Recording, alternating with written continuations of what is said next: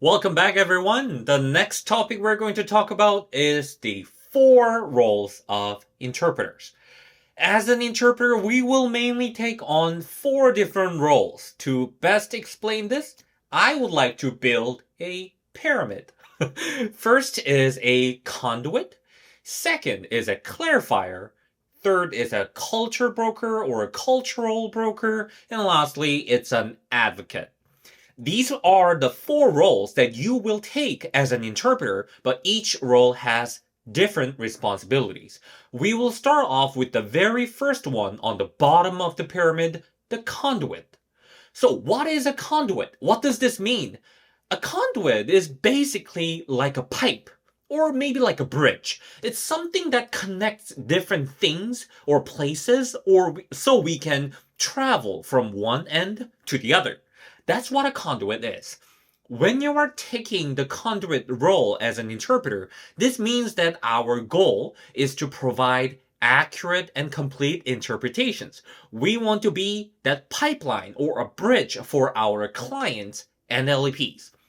This is also known as the default role of an interpreter. When we start interpreting, we always start off as a conduit. And when we have to take on a different role, we always come back to being a conduit. Let me give you an easy way to visualize this. What is this? In case you can tell, this is a tennis game. What I would like you to do is to find an interpreter in this picture. Who do you think has the role of an interpreter here? Is it one of the players? Or is it the official, like the referee of the game? Or is it the crowd, the audience, people who are watching the game? Here is the drum roll. I got this. Drum roll. The interpreter is a ball. I think the interpreter is a ball, a tennis ball. Let me explain. When people play tennis, let's say this player 1 tosses a tennis ball to the other side of the court, right? Then the player 2 will return the favor, and that's how usually the game goes. The ball doesn't just randomly change its course or start flying by itself in the mid-air. It goes to the other side of the court as the player 1 intended.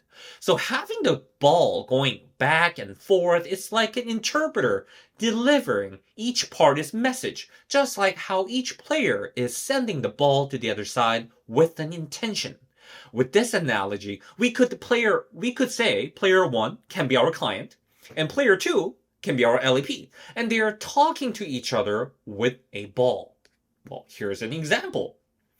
Let's say there's a doctor talking to a patient, saying, "Hi, nice to meet you, Mr. Kim. My name is Dr. Jackson. What brings you to the emergency room today?" This is essentially the player 1 tossing the ball, the interpreter, ball is the interpreter, to the player 2, which is the patient, our LEP. Here, what does a ball do? A ball should go to the patient as the doctor intended to do so, right? But instead, this is what the ball does.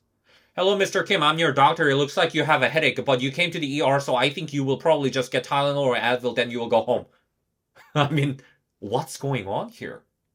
The ball is going crazy and just flying by itself, right? Of course, this is a big no-no. As a conduit, we want to focus on providing accurate and complete renditions without adding, omitting, or altering the meaning of the original utterance. And this is what the conduit role is about. I really hope this is all straightforward. So we say this just like how the doctor said. I have one more thing that I want to talk about, and I actually briefly talked about this before. When the doctor said this, what happens if the interpreter does something like this? The doctor said, "Nice to meet you, Mr. Kim." She said her name is Dr. Jackson, and Dr. Jackson is asking why you are here at the ER today. Once again, this is also a big no-no.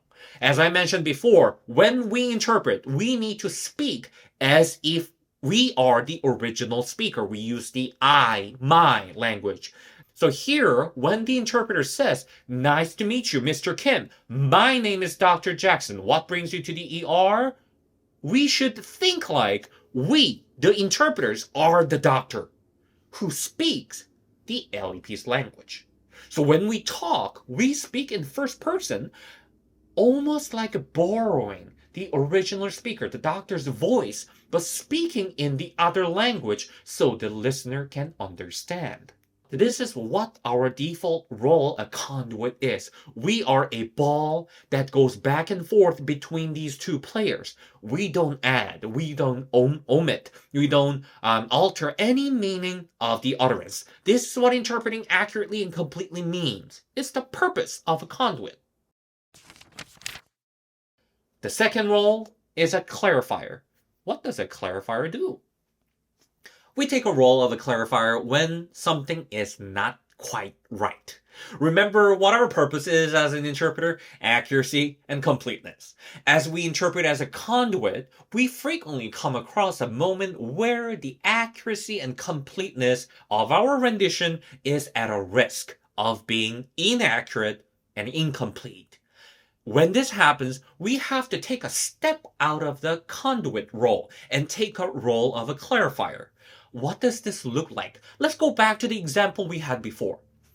Remember this doctor? This doctor started throwing us all kinds of weird, difficult medical terms, almost made us quit. Remember? In this case, besides recusing ourselves from the job, what can we do? We can say something like, "Hi, this is the interpreter speaking. Could you please repeat the name of the illness and medication you just mentioned?" Or maybe we could just confirm if we heard the doctor correctly by saying something like, "Interpreter would like to clarify your question to the patient. Were you asking if blah, blah, blah?" Taking the role of a clarifier is making sure that your rendition is accurate and complete. And there are many ways to do this. For example, we can ask them to slow down or repeat. We can ask them to confirm what was said or ask them to explain further. This is something we can do as a clarifier, and we will be learning how to professionally ask these requests using interpreter tools so we can provide accurate and complete renditions. Next is a culture broker. What does a culture broker mean? We come in as a culture broker when we believe that there is a misunderstanding between the client and the LEP due to any cultural differences. I think the best way to explain this is to just give you an example right away. Have you ever heard of this term, bloodletting? Feel free to look it up, but basically, many people used to draw blood as a form of medical treatment. Doctors used to believe that when you get sick, that illness resides in your blood. So by taking out the old blood that has a disease, and because your body regenerates new blood, they thought it could cure the disease. In my Korean culture, we do have something very similar to this. When I was a kid, sometimes I would have a stomachache. More specifically, either I ate something wrong, or I ate too much or too fast. I feel nauseous, I feel bloated. It feels like my body is not digesting things properly. That's when my lovely grandma comes and performs her magic. And trust me, this is not just my grandma. I'm sure all parents and grandparents in Korea would exactly know what this is. First, my grandma would grab my thumb and wraps it around with a string. Then she pokes with the needle, and my thumb would bleed. When the blood comes out, you can see the blood is black. I mean, the blood is supposed to be red, right? So it must be the bad blood that made my stomach sick that's coming out, right? After this, I would magically feel better. I mean, this has got to be magic, right? Now you might think that I might be into this black magic and witchcraft and stuff, but don't worry. Oxygen saturation, dark colored blood, placebo effects, I don't need to explain further. But this is indeed a very common folk remedy in Korea that I am sure many people still wholeheartedly believe. Now, have a look at this example. This Korean LEP patient came in and complained he has nausea and vomiting, but the doctor also noticed that all of his fingers had scars. When the doctor asked about it, the patient goes, "Oh, my stomach wasn't feeling very well, so I poked my thumb several times." And when the interpreter just stays on the default conduit role, we will just interpret what the LEP said, right? So we say the same thing, and what do you think will happen? Obviously, this doctor, who doesn't know anything about the Korean culture other than some K-pops or Squid Game, will not be able to connect the dots why this patient who has a stomach pain was poking his thumbs with the needle.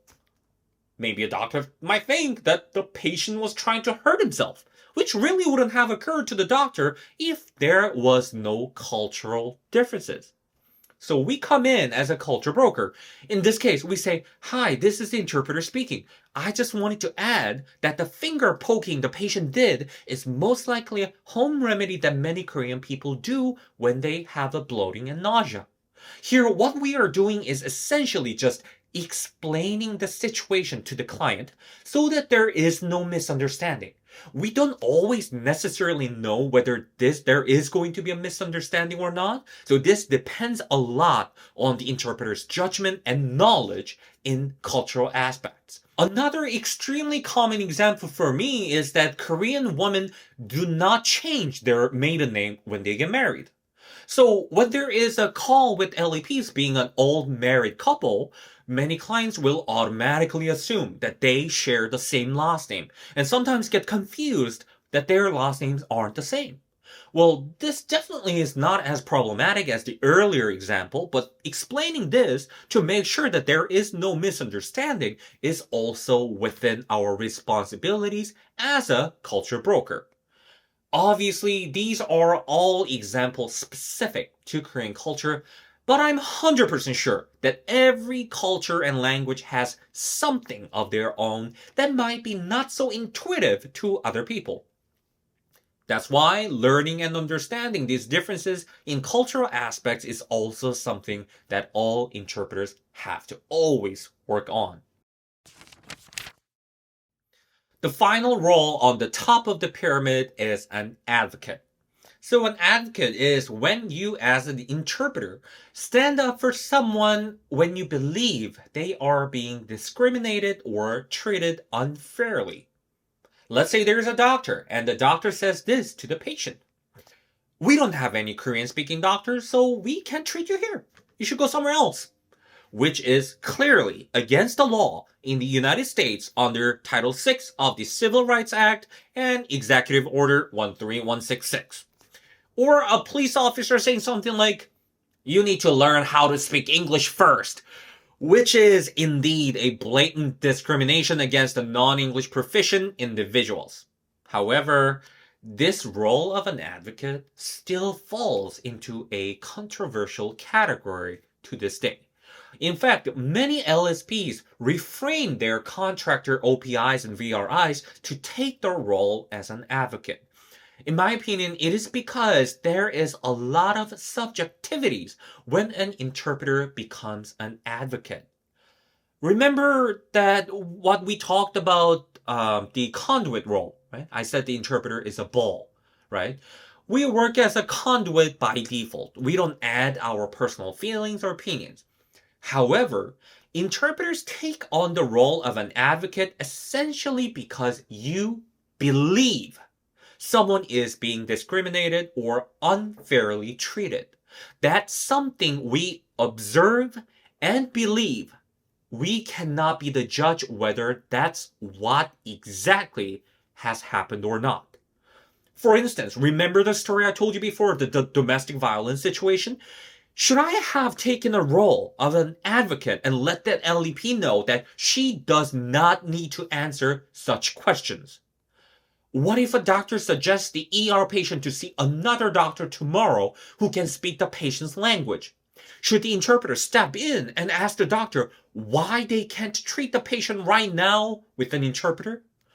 When you work as an interpreter, there definitely will be some moments where you feel unsure whether you should remain as conduit or take an action as an advocate. My piece of advice is generally follow your LSP's company policy. Many LSPs will offer alternative options such as reporting the call to the supervisor or a different department from the LSPs and where they handle this kind of things.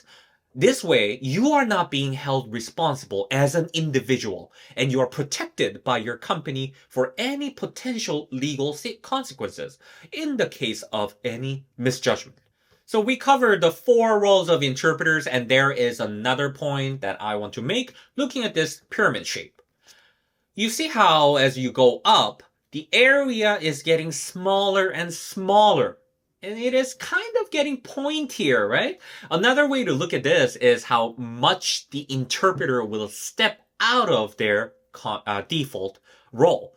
So the more we go up, the further away from our default role, we are being more invasive. When we are a conduit, we don't step in. We stay neutral. We want this conversation to flow as if the interpreter is not there. But when we need to become a clarifier, we step in by saying, this is the interpreter. Could you please repeat what you said? The interpreter would like to confirm the phone number that you just said. When we come in as a culture broker, now we are not simply asking a question or a confirmation. We come in more and explain things. Hi, this is the interpreter speaking. And the patient just said this because blah, blah, blah. In our culture, we do blah, blah, blah, blah. And lastly, when we are an advocate, we are not even interpreting at this point. We are providing something that is not being spoken by either party. Hi, the interpreter would like to inform you that you cannot refuse to treat Mr. Kim because of his inability to speak English. This is a blah, blah, blah.